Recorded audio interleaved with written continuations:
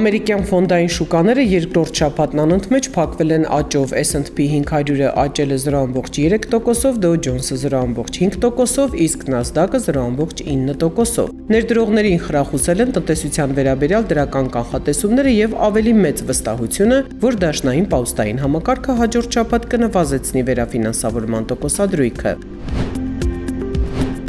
Եվրոպական շուկաները շաբաթը փակել են համեստ աճով, համաեվրոպական Stoxx 600 ինդեքսը բարձրացել է 0.4%-ով։ Աճի խթանը կրկին ամերիկյան շուկայի վերաբերյալ դրական կանխատեսումներն են, եվրոպական շուկաների շաբաթական աճը ապահովել են ավտոմոբիլային, տեխնոլոգիական եւ հումքային ռեսուրսների ոլորտները։ Citigroup-ը Stoxx 600-ի համար 2026 թվականի տարեվերջի նշաձողը սահմանել է 640-ի սահմանում։ Այս թիրախը ներկայիս մակարդակից մոտ 10.5% բարձրացում է ենթադրում։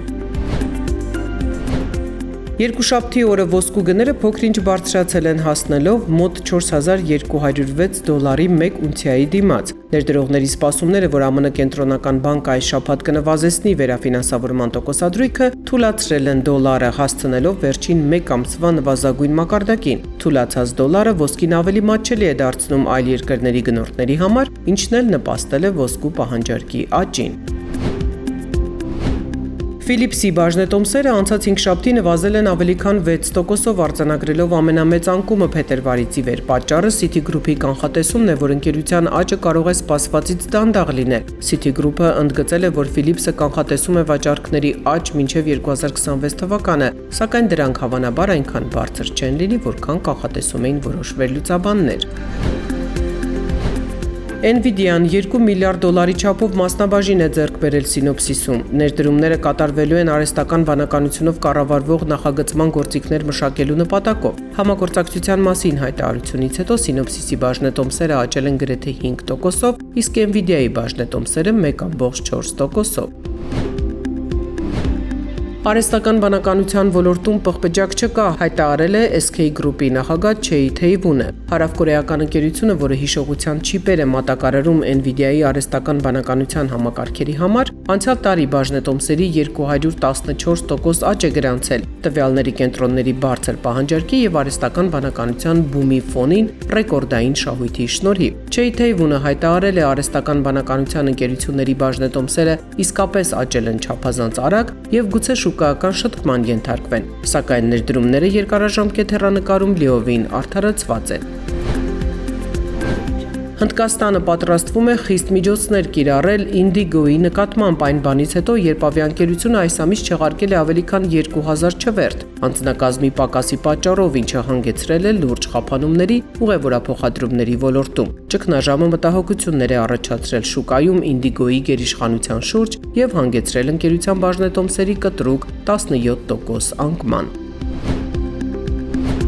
Netflix-ը $72 միլիարդ ձեռք կբերի Warner Brothers Discovery-ի հեռուստատեսային եւ կինոստուդիաները, ինչպես նաեւ սթրիմինգի բիզնեսը։ Գործարքը աշխարհի խոշորագույն սթրիմինգային հարթակին վերահսկողություն կտա կարևոր ֆրանչայզների նկատմամբ։ Խոշորածավալ այս գնումը կգտնվի հակամենաշնորհային խիստ վերահսկողության տակ ԱՄՆ-ում եւ Եվրոպայում հայտարարությունից հետո Warner Brothers-ի բաժնետոմսերը բարձրացել են, իսկ Netflix-ի բաժնետոմսերը փոքր-ինչ նվազել։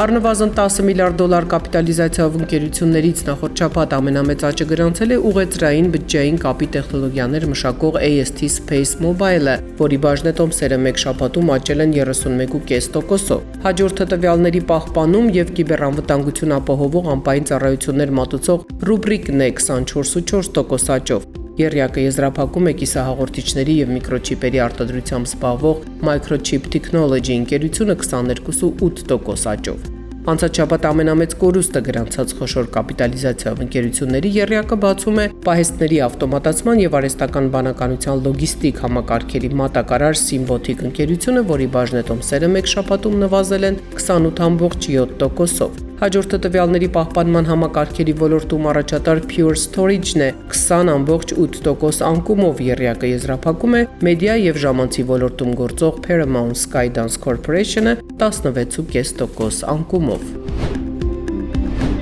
Morgan Stanley-ն փոխել է իր կանխատեսումները եւ այժմ ակնկալում է, որ դաշնային պաուստային համակարգը դեկտեմբերին կնվազեցնի վերաֆինանսավորման տոկոսադրույքը 25 բազիսային կետով։ Թրեյդերները նույնպես դեկտեմբերի 9-ի եւ 10-ի նիստում տոկոսադրույքի նվազեցման հավանականությունը այժմ գնահատում են մոտ 87%։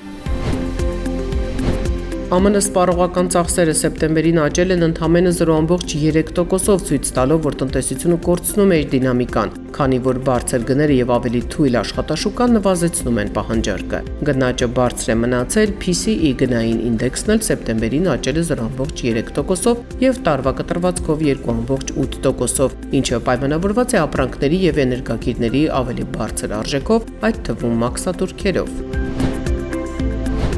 Ըստ Միչիգանի համալսարանի անցկացրած հարցման, ԱՄՆ-ում սպառողական տրամադրությունների ինդեքսը փոքր-ինչ բարելավվել է դեկտեմբերի սկզբին, հասնելով 53.3-ի, նոյեմբերի 51-ի համեմատ։ Գնաճի սպասումները թուլացել են, սպառողները կանխատեսում են 4.1% գնաճ առաջիկա 1 տարվա ընթացքում եւ 3.2% հաջորդ 5 տարիների կտրվածքով, սակայն ընդհանուր գնահատականները դեռևս մնում են զգուշավոր, քանի որ ընտանիքները շարունակում են զգալ բարձրացված ծախսերի ճնշումը։